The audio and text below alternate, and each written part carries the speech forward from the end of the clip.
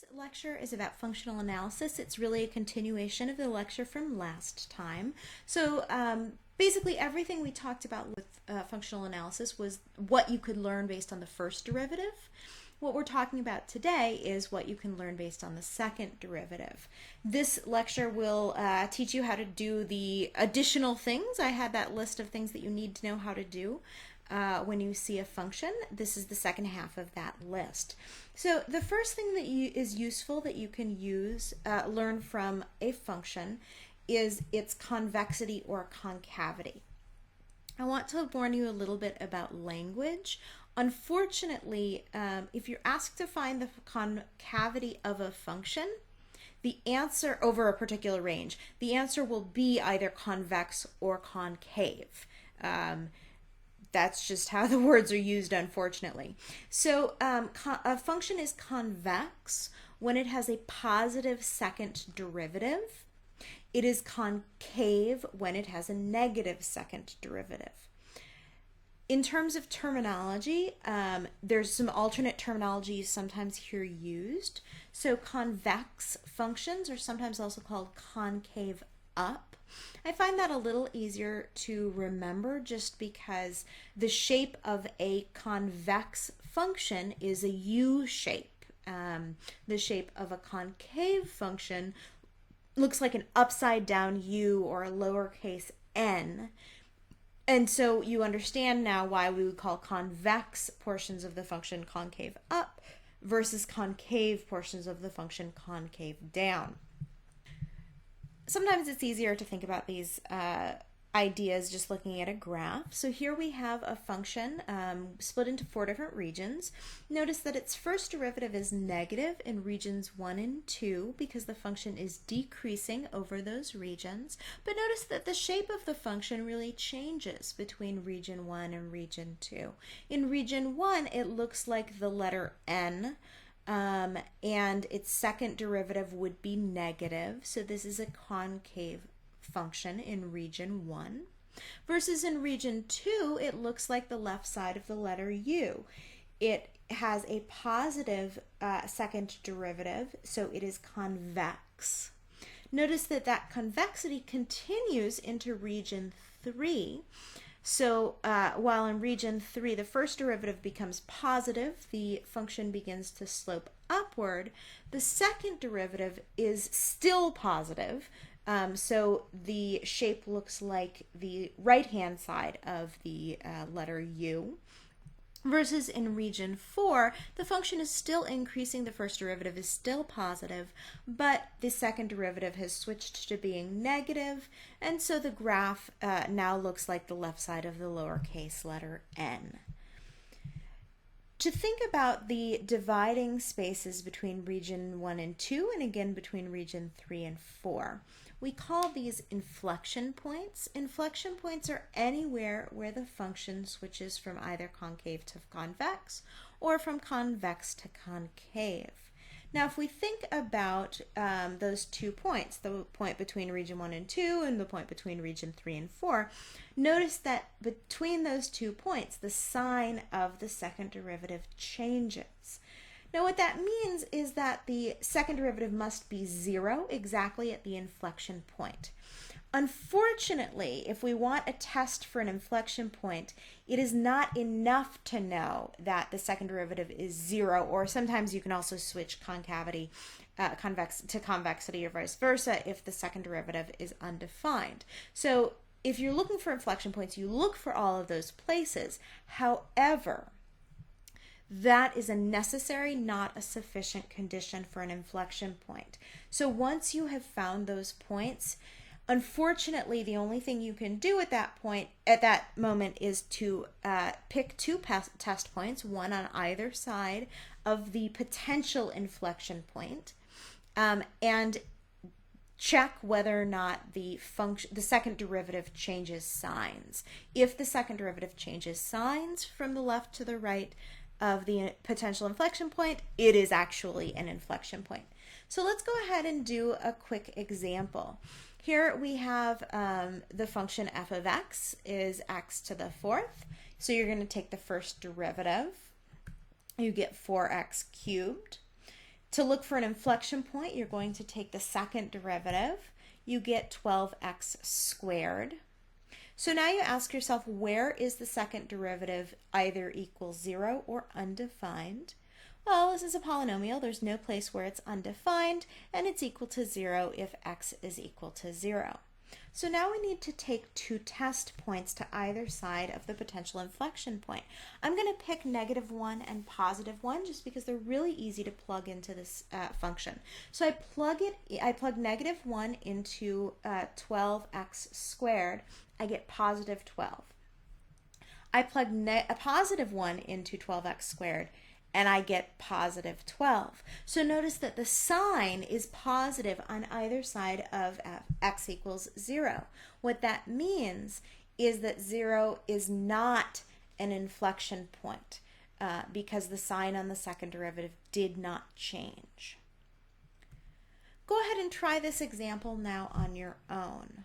Work it through, pause the video. So we take the first derivative. We get 3x squared.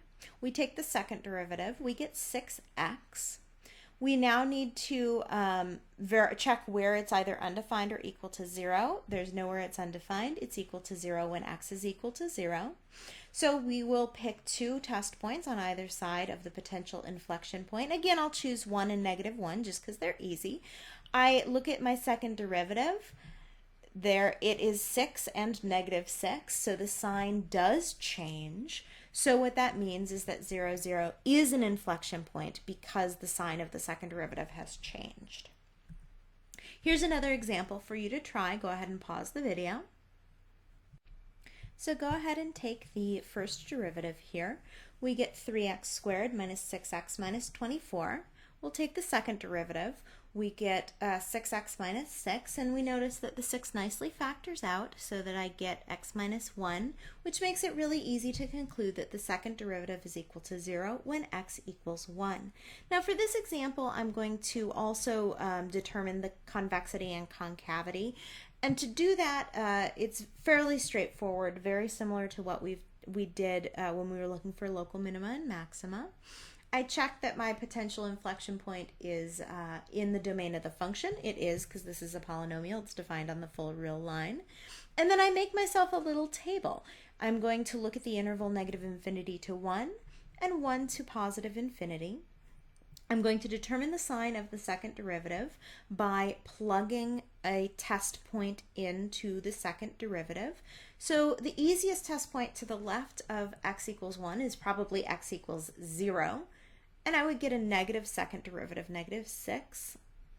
To the right of the potential inflection point, I might choose x equals 2, so 2 minus 1 is positive 1, I get positive 6. So I verified that it is in fact an inflection point, that to the left the second derivative is negative. So from that I can conclude that the function is concave to the left, and it is convex to the right because the second derivative was positive. So you make yourself just a little table like that as you're working the problem. So here's another example for you to try. Try the cube root of x. Pause the video. In this case, you want to look for both convexity, concavity, and make a little table like we did here. All right, so we take the first derivative, we get 1/3 x to the -2/3. We take the second derivative, we get -2/9 times x to the -5/3. So that it's easier to interpret, I go ahead and write the negative exponent so that I remember that it's in the denominator. So I'm going to look at where the second derivative is either equal to 0 or undefined. Here, it's never equal to 0, but it is undefined when x is equal to 0. So I'm going to look at 0 as a potential inflection point. I need to look for test points to the left and to the right and see what the sign on the second derivative is to the left and to the right of x equals 0. Well, when x is to the left of x equals 0, x is negative. And as I look at the term, basically I have a negative sign on the entire second derivative. It's -2/9, and then a negative inside the x to the 5/3, which is negative times a negative, so I get a positive number, which implies that the function is convex to the left. I check values to the right. I have, say, x equals 1. Well, the negative sign in the front times a bunch of positive stuff gives me a negative second derivative. So the second derivative is negative, implies that the function is concave to the right of 0, and that 0 is, in fact, an inflection point. We talked in class last time about the fact that you can, in fact, use the second derivative test when you're looking for local minima and maxima. The thing about the second derivative, so this is just one more piece of information that you can get from the second derivative. The second derivative is one way that you can tell whether a critical point that you have is a local minima or a local maximum. So if you have this critical point and you take the second derivative and the second derivative is positive, you can at that point, you can conclude that it is a local minimum.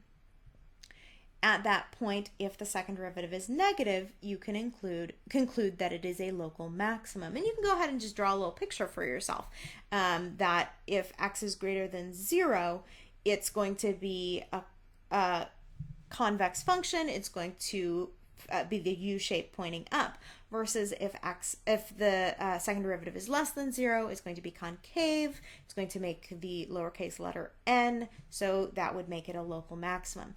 The problem with the second derivative test is that unlike the first derivative test, it is not universal. So when the second derivative is equal to 0, it doesn't tell you a single thing. And for points when the first derivative is undefined rather than equal to 0, it doesn't tell you a thing. So just be aware that under those circumstances, you need to use the process we talked about last week of picking test points to either side of the critical point that you're interested in. All right, other things that you can learn about the shape of a function. Vertical asymptotes, you talked about them in math camp, so I'm going to assume that you understand what an asymptote looks like, and it's just a question of understanding how you find them. Well, vertical asymptotes happen in, for our purposes, first in rational functions. So anytime you have a function that is a function of x, that's basically a fraction that has an x in the denominator, you're going to want to look for what values of x make that denominator equal to 0. If you have a logarithmic function, you're going to look for what values of x make the term inside of the logarithm 0. In either case, what you want to look at to tell if there is a vertical asymptote when that happens, you're going to test whether the limit of the function goes to positive or negative infinity at that particular value of x. Now, I'm going to say right now, I promised at the beginning I wasn't going to make you do lots of complicated limits. However, the limits that I will give you when looking at vertical asymptotes will be the kind of limit that you can work out in a very straightforward way. You can use logic to work out. You don't need to apply L'Hopital's rule or any of the other things any of the other more complex approaches to limits. So I'll go ahead and walk you through this particular example. We have a rational function, so it's a fraction that has an x in the denominator. I'm going to ask, when is that denominator equal to 0? Well, that's going to happen when x is equal to 1. And then I'm going to take both the right and the left hand limits of that function as x approaches -1. So really what you need to do here is ask what would be happening to the function as you put a -1 in place. So in terms of the distinction between left and right hand limits, I want you to think about approaching the value of -1 from the to the left, so from the negative side of the number line. As you approach -1, you're getting closer and closer to 0 in the denominator. But if x is less than -1, that means that the term in the denominator is going to be an extremely small number that is negative. So what that means is that when you take the limit, you're going to get an extremely small number. And we have to check the numerator here. The numerator, when x is -1, is going to be +3, so we're fine. This is going to approach negative infinity. Compare that to the limit when you approach from the positive side of the number line. So you're dealing with a number that is close to -1, but just a little bit less negative. So something like -0.9999999. The numerator is positive. -0.99999 plus 1 is still a positive number. So what that means is that when you approach the critical or the value of -1 from the positive side of the number line, you get a positive infinity. What that means, since both of these limits are going to infinity, you have a vertical asymptote at x equals -1. As the graph comes in from the left, it will slope downward very steeply towards infinity at -1. And then it suddenly restart at positive infinity and continue downwards from there. So here's another example. Go ahead and try it on your own. Pause the video. All right, so for logarithmic functions, we need to ask when is the expression inside of the logarithm going to be equal to 0. Here we solve, we get that x is equal to 3/2.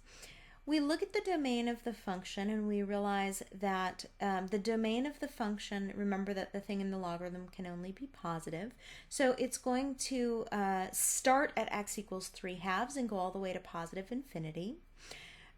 What that means is that we only need to worry about the limit as we come into the value 3/2 from the positive side of the number line. If you look at this particular function and you ask what is happening to the function as this gets closer and closer to 0, well, the logarithm of something really close to 0 is approaching positive infinity. That's a fact that I want you to simply memorize, that the limit of a logarithm as you approach the value inside the logarithm going to 0 is going to be positive infinity. Just memorize it.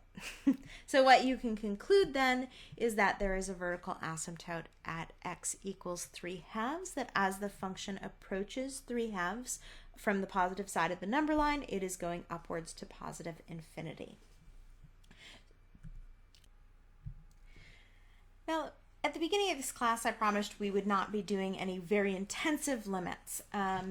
There are some limits that you have to do for this class, obviously, for the vertical asymptotes. For horizontal asymptotes, I'm going to go ahead and promise that I will not test these explicitly, but there could be bonus points on the exam for finding a horizontal asymptote if it exists. The limits, again, that you'll have to take will be the kinds of limits that you can logic out, or that in this case you use L'Hopital's rule to solve. So here's how you check for horizontal asymptotes. You're going to look in rational functions for whether or not there is a horizontal asymptote. There will be a horizontal asymptote if either it approaches a constant as the value of x goes to positive infinity, and or it approaches a constant, it goes to a constant as x approaches negative infinity. So how do you know whether it approaches a constant? Sometimes you can just logic it out. If you have 1 over infinity, that is approaching a constant 0. If you have 5 plus 1 over infinity, that is approaching a constant 5. If you have 5 plus 1 over negative infinity, that is also approaching the constant 5. Sometimes it's going to be helpful to use L'Hopital's rule in this case.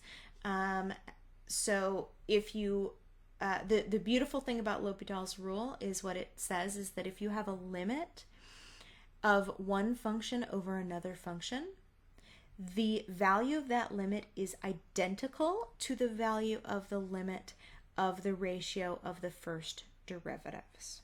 So let's go ahead and look at an example of this.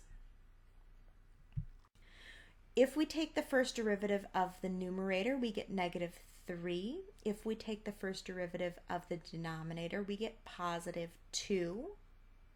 So what that means is that the limit of f of x is going to be equal to the limit of negative 3 halves, which of course is simply negative 3 halves. So there is a horizontal asymptote at y equals negative 3 halves.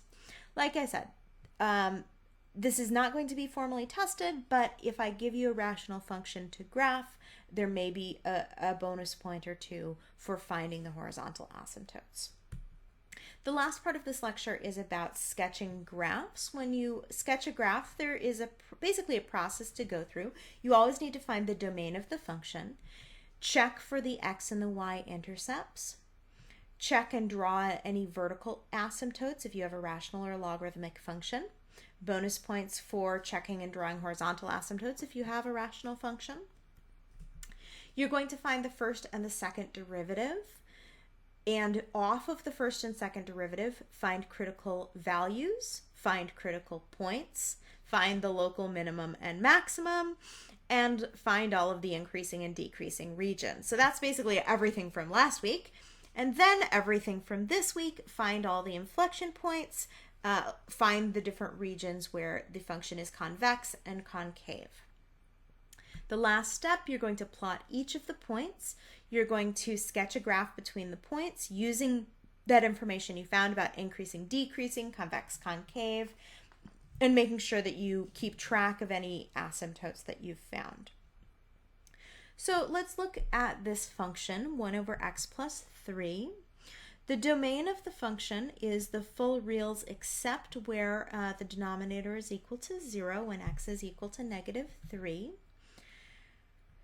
There is no value of x that makes the function 0, so there is no x-intercept, but there is a y-intercept. To find the y-intercept, we plug x equals 0. We get that f of x is equal to 1/3, so that's your y-intercept. We check for asymptotes. We look what happens to the function as it approaches negative 3 from either side. We get that it goes to negative infinity as it approaches from the negative side of the number line, and that it goes to positive infinity as it approaches from the positive side of the number line. So there is a vertical asymptote at x equals negative 3. That one point, and the way that we knew to look for that was because the derivative is undefined. We look for any horizontal asymptotes by checking the limit as the function, or as x approaches negative infinity and positive infinity. We get, as you look at this, the limit of the function. If you imagine plugging negative infinity into the function, this function approaches 0 as the denominator gets super huge. And from the negative side, it also approaches 0 as the denominator gets super huge. So we have a vertical asymptote at x equals negative 3 and a horizontal asymptote at y equals 0. We now check the first and the second derivative. The first derivative, we bring down the negative 1. We are left with negative 2. The derivative of x plus 3 is 1. So we get negative 1 over x plus 3 squared. For the second derivative, we bring down the negative 2. The negative signs cancel. We get 2 times 1 over x plus 3 cubed. Chain ruling, the inside term has the derivative of 1. So we're done. So we look for critical values. The first derivative is undefined at x equals negative 3, but we already know that's an asymptote, so it can't be a critical point for a minimum or a maximum. the inflection points, again, f of x, or the second derivative is undefined at x equals -3. So I need to check whether what's going on with its convexity or concavity to the left and to the right. So I'm going to pick 2 test points. I'm going to do my best to make them easy points to calculate. So I'll pick x equals -4 because that makes the denominator equal to negative, or the term in the denominator, x plus 3 equal to -1. I cube that, it's still negative. I get that the second derivative is negative. So I have a concave function over the region -infinity to -3. I'm then going to pick a point to the right. I'll pick -2, again, because it makes the term in the denominator equal to 1. I cube that. It remains positive. The second derivative doesn't have a negative sign in front, so the second derivative is positive. What that means is that the function is convex to the right of the asymptote. And like I said before, concave to the left of the asymptote. Go ahead right now, pause the video, and based on the information we've calculated, check and see if you can sketch the graph on your own.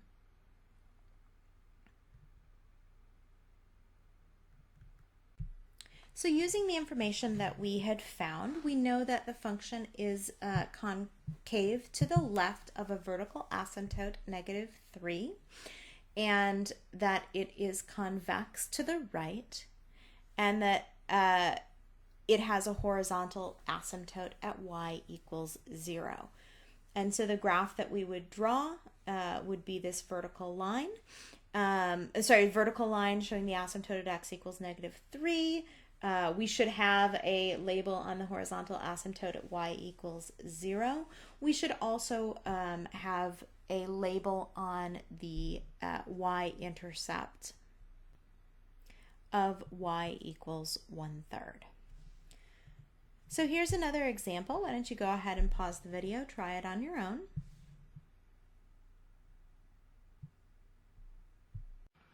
All right, so I'm going to do this more or less in the order suggested by the slide. It doesn't really matter what order you go in as long as you do all of the steps.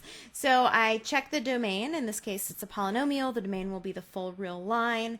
If the domain's the full real line, I can basically forget about the domain for the rest of this problem. We're really checking it to make sure that there aren't any values of x that we shouldn't be graphing, and so forth. So the next thing I need to do is I look for the x and the y-intercepts. The y-intercept is the easiest to find. It just involves plugging in 0 for x. So the y-intercept is going to be the value of the function when x is equal to 0. So that's going to be 0 minus 3 times 0 is 0 plus 2. So that means that I have a y-intercept at x equals 0, y equals 2.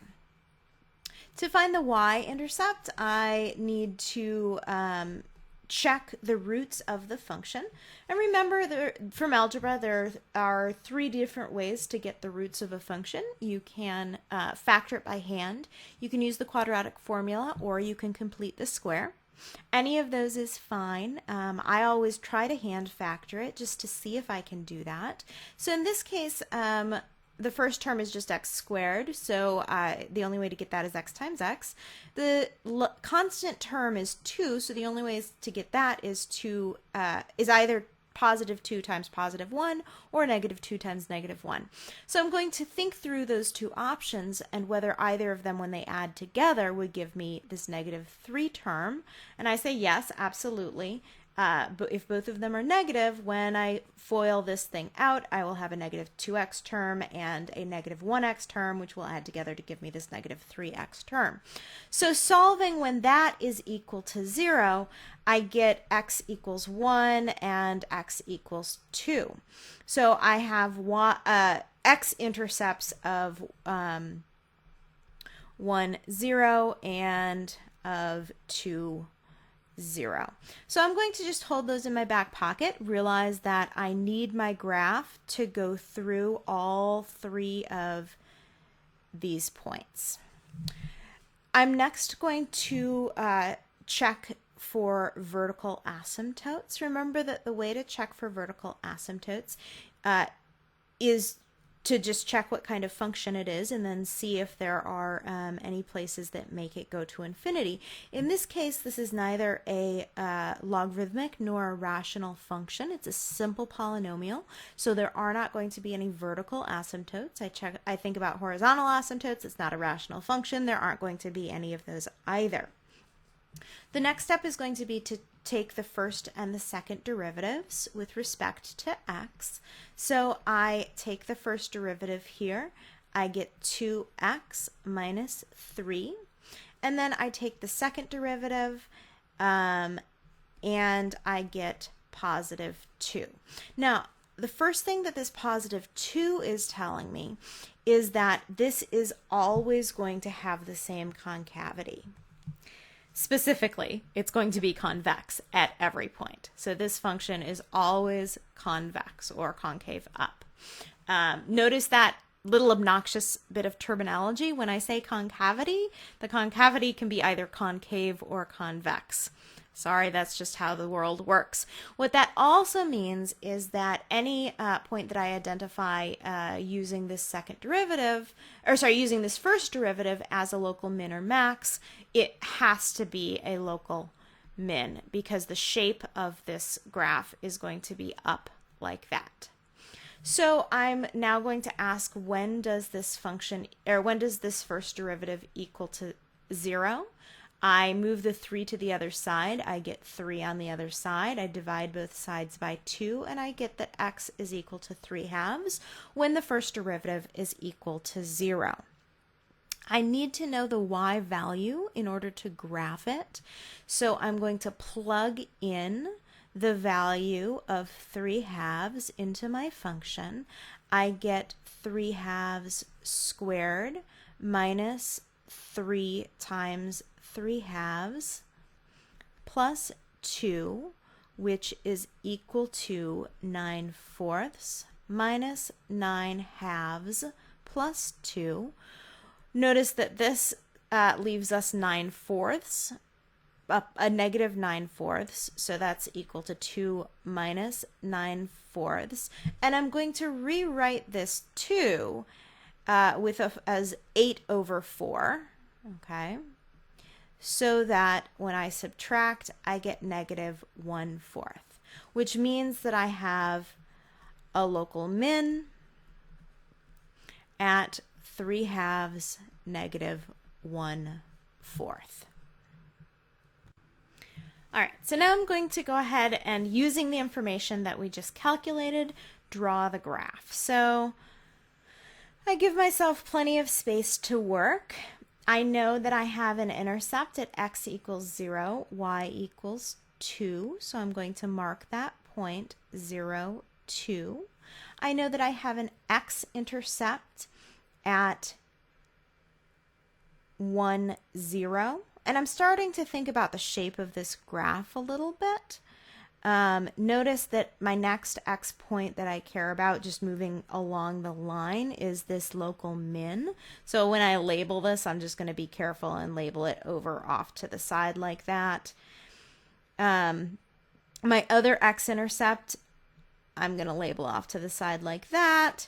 And my minimum point, 3/2, negative 1/4, is labeled there.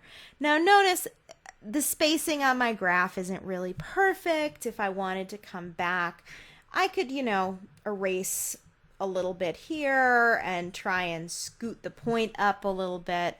That's just fine if you do that on an exam. If you realize that your spacing isn't quite right, you can erase it. This is a reason to bring a pencil. And the reason that I did that is that I saw that here I was marking negative 1/4 at almost the same height as positive 2, which just wasn't right. If I was being really picky, I would make it higher up, but that's not really strictly necessary if you've labeled all of the points correctly and you have them more or less in the correct order. And then it's simply a matter of connecting the dots and so forth. So as long as you have all of the points correctly identified and labeled, you then just need to sketch the graph correctly, specifically making sure that you show the convexity or concavity correctly. Notice that this is a parabola, so that process that we used here, you could have used some of the things you know from algebra, like the vertex equation, and that would have worked just fine in this particular case. So let's go ahead, we'll do one more example that you can try on your own. So go ahead and pause the video now and give this a try on your own, and we'll come back. Okay, so the first thing you should have noticed about this function is that you can easily factor out an x cubed term and be left with x cubed times x minus 4. All right, so we check the domain. The domain is the full real line. We're going to check the x and the y intercepts. Notice that when x equals 0, this function has a value of 0, so we know that our graph needs to go through 0, 0. We're now going to look for the roots, what makes this function equal to 0. We've already found one of the roots, that when x is equal to 0, and the other root is apparent from this factoring. It's going to be when x is equal to 4, that will make this expression here equal to 0, making the full expression equal to 0. So we have our x and our y intercepts at this point. We're now going to look for any asymptotes. This is not a rational or logarithmic function, so we're okay. We won't have any asymptotes. I'm going to now take the first and the second derivatives. The first derivative here is going to be equal to 4x cubed minus 12x squared. Notice that I'm taking the derivative off of the unfactored form because it's a lot easier to take the derivative just using a bunch of power rules in sequence. The second derivative I'm going to take off of the first derivative I already calculated is going to be equal to 12x squared minus 24x. So now I'm going to look for critical points, in other words, places where this derivative is equal to 0. So to do that, I factor out a 4x squared times x minus 3. So that gives me critical values at x equals 0 and x equals 3. I check whether they're critical points. The function is defined at those places. So that means that I have critical points at both critical value. And we'll come back to that in a second. I now look for any inflection points. So I'm going to look for any places where the second derivative is either not defined or is equal to 0. So here I'm going to notice that I can factor a 12x out, and I'm left with x minus 2. So that means that I might have an inflection point at either x equals 0 or at x equals 2.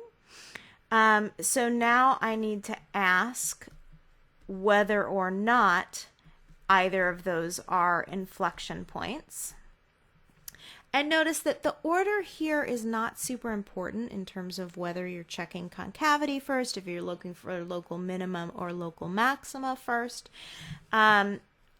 I'm going to, just as an example, use the second derivative test to decide whether or not, or just to check whether or not these are local mins or local maxes. So when x is equal to 0, notice that my second derivative is also equal to 0. So the second derivative test does not work in that case.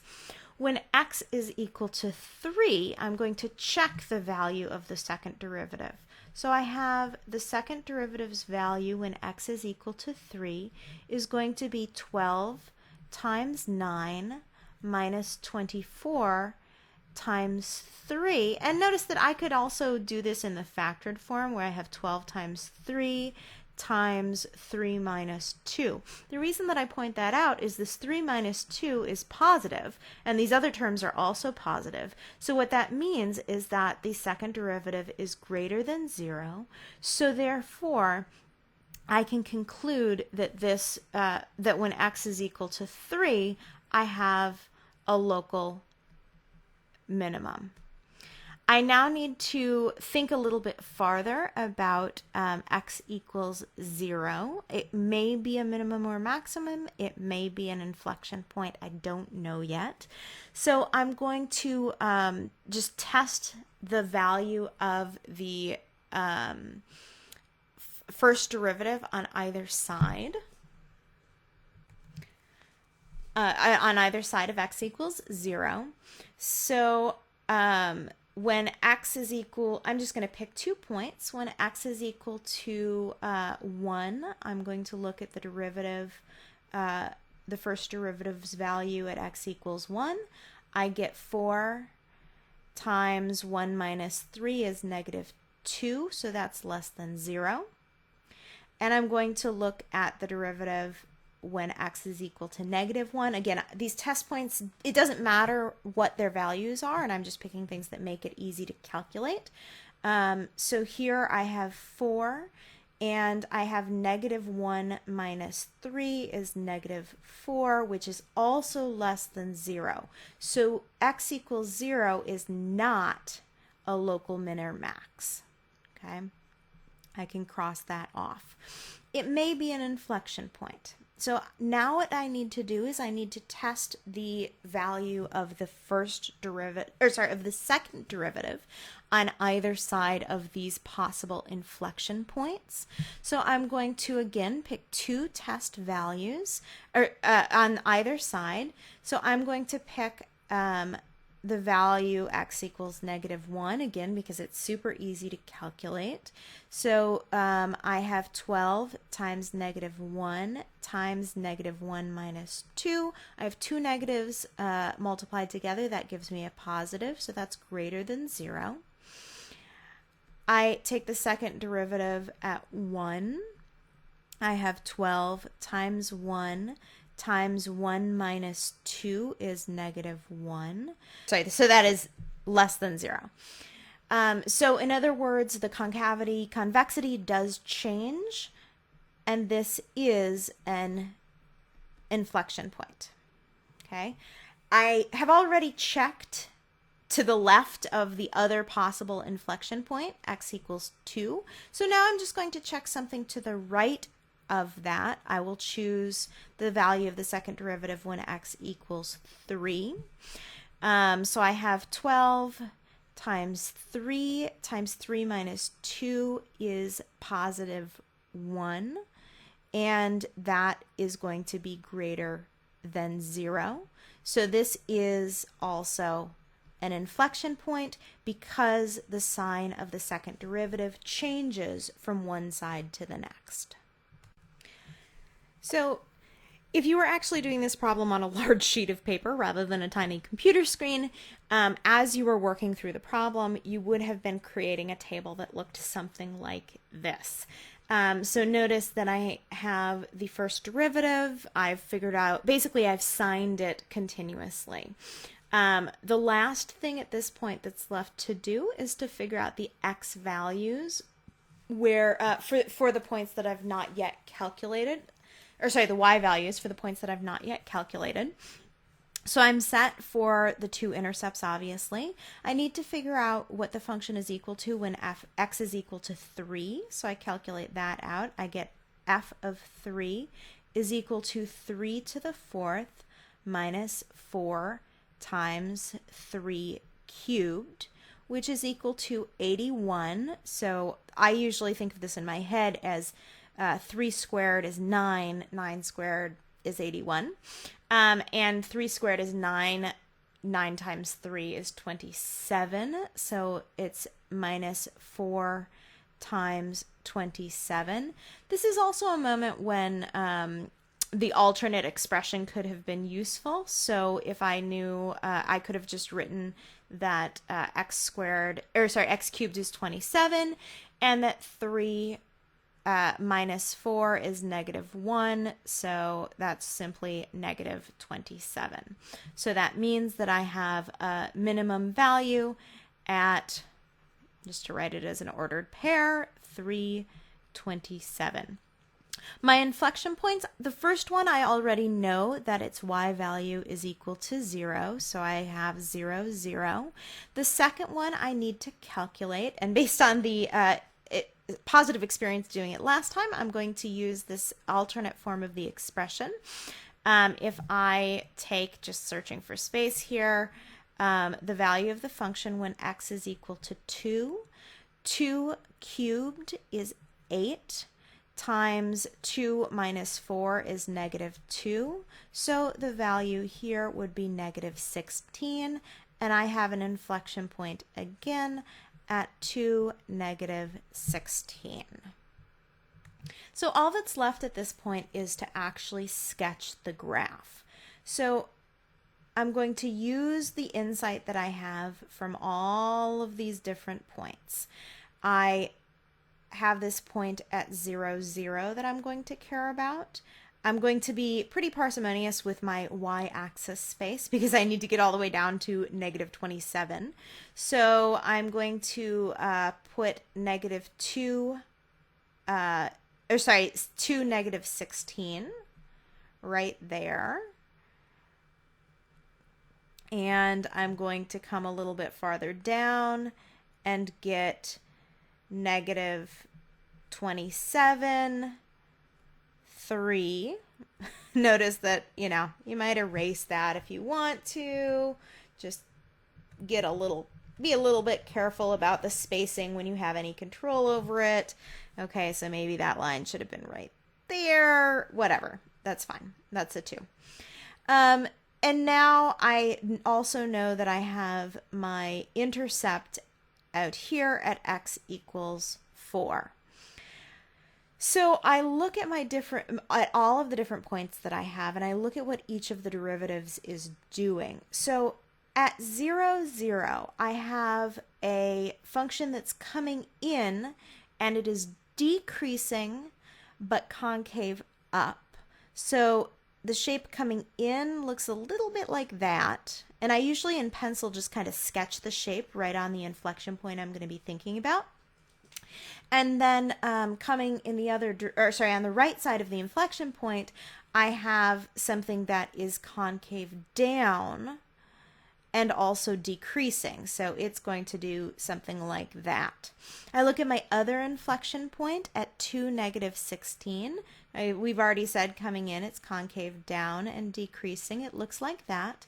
On the other side of the inflection point, it continues to be decreasing, looking at the first derivative, but it goes back to being concave up. So I draw it like that.